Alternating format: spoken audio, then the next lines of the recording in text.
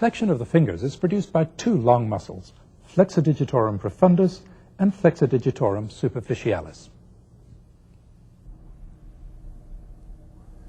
Here's the deep finger flexor, flexor digitorum profundus.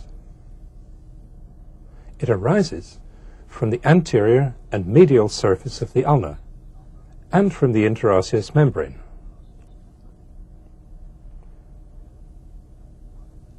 Here are its four tendons, entering the carpal tunnel. We'll follow them in a minute. This adjoining muscle we'll see later on. It's flexor pollicis longus, the long thumb flexor. Now let's add the superficial finger flexor, flexor digitorum superficialis, to the picture. Here it is. It lies right on top of the profundus. It has two heads of origin, a radial head and a humero-ulnar head. The humero-ulnar head arises as part of the common flexor tendon from the medial epicondyle of the humerus and also from the adjoining ulna. Its radial head arises from this long oblique line on the radius. Between the two heads, there's a gap which the median nerve and the ulnar artery both pass through.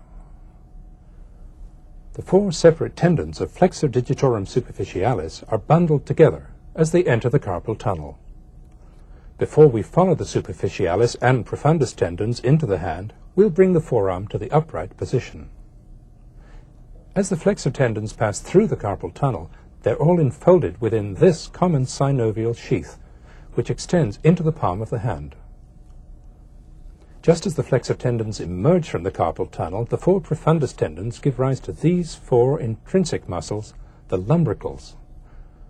We'll be looking at these later.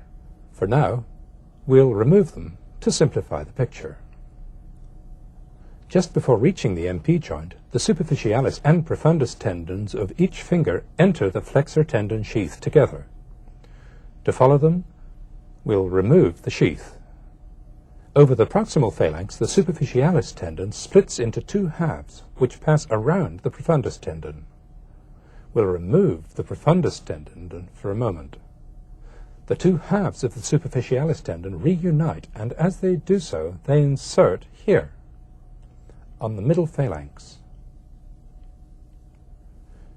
The profundus tendon, here it is back in place, emerges between the two halves of superficialis and continues distally to insert here, on the base of the distal phalanx.